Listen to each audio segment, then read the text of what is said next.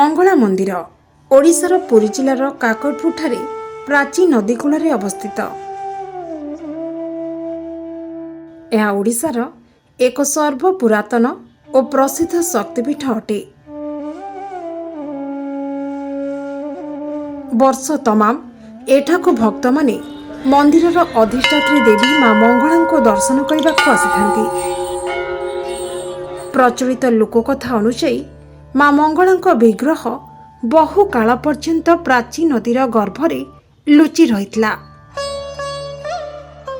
दिने जणे नाउरिया प्रातः काल मांकर स्वप्नादेश पाई तांको विग्रह को नदी गर्भर उद्धार करी निकटस्थ मंगलपुर ग्राम रे पूजार व्यवस्था कला। परे मंगलपुर ग्रामटी काकटपुर नाम नामित हैला। मां को काकटपुर मंगला नामे परिचालित करागला। आप जानते साधु मैंने तो बेपार वाणिज्य करुले जाभा सौमत्रा नौदीप को जाऊे से समय मंगला मंदिर पछपटे प्राची नदी अच्छी सेठी माँ चक्रगंड थिला से चक्रगंड माँ बुड़ीकी थे नाविक मान द्वारा किसी सेवायत मान द्वारा जो 55 मित्र थे बंगाली जमीदार द्वारा माँ प्राची नदी उद्धार हेले। प्राची नदी उद्धार है प्रथम देउली मठे रहिले। देउली मठे रहा ये मंदिर तोला गलापर काकटपुर को माँ से आसी ये पूजा अर्चना पाऊँ। मंदिरटी स्वतंत्र कलिंग शैली रे प्रतिष्ठित करा जायछि। एठारे शक्त पत्थर रे निर्मित एक सर्जा रही जेउठारे मां मंगला प्रतिदिन बिंब परिक्रमा करी विश्राम नियंती। ए सर्जाटी एपरि भाबरे खोदित होईछि जेपरि या शह शह वर्ष धरी व्यवहृत होईछि।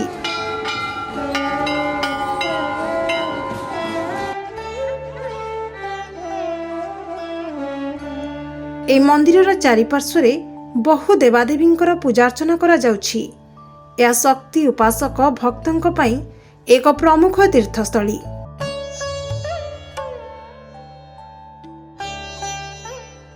पारंपरिक प्रथा अनुसार चैत्र मास प्रथम मंगलवार दिन मां मंगलांकर चंदन बेश होइथाय।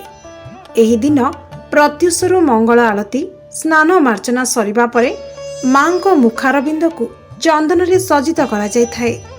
एहाकु दर्शन निमंते मां मंगला भक्त माने बहु दूररू पाछुटी होई आसंती। राज्यर देवादेवी मंदिर मानकरे पणा संक्रांति तिथि रे झामु यात्रा पालित होउथबा बेले एकमात्र शक्तिपीठ मां मंगला मंदिर रे चैत्र मासर पंचम अथवा बैशाख मासर प्रथम मंगलवार रे झामु यात्रा अनुष्ठित होइथाय। मां मंगला झामु यात्रा पई समग्र काकटपुर लोकारण्य होइथाय। भोर 2टारू मांकर मंगल आलती स्नान मार्जना परे चंदन बेशरे सज्जित करी परे सूर्य पूजा बल्लभ सकल धूपनीति अनुष्ठित हेबा परे सकाळ 5टा बेलकु सर्वसाधारण दर्शन निमंते साहान मेला करा जायथाय। ग्रामर मानसिक करिथिबा पाटुआ माने मांको ठारू आज्ञामाल पाई शोभा यात्रा रे प्राची नदीर घंट तोला तुठकु जाई पानी तोली मंदिर को आसी।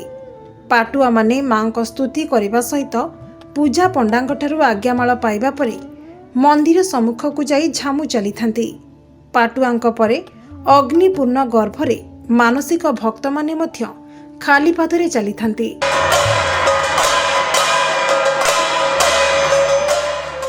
प्रति 12 वर्षरे थरे पुरी प्रख्यात श्री जगन्नाथ प्रभु बलभद्र देवी सुभद्रांकर नव कलबल ब्रह्म परिवर्तन शैली आरंभ होता है। ए समय पुरीर समस्त धर्म पूजक भगवान को संबंध में पथ प्रदर्शक रूपे मां मंगला को आराधना करिथांती। परे मां मंगला सेमानंको स्वप्न रे आविर्भूत होई 3 दिव्य दारुब्रह्म वृक्ष गुड़ी को सठिक स्थान रे दृश्यमान कराइथांती।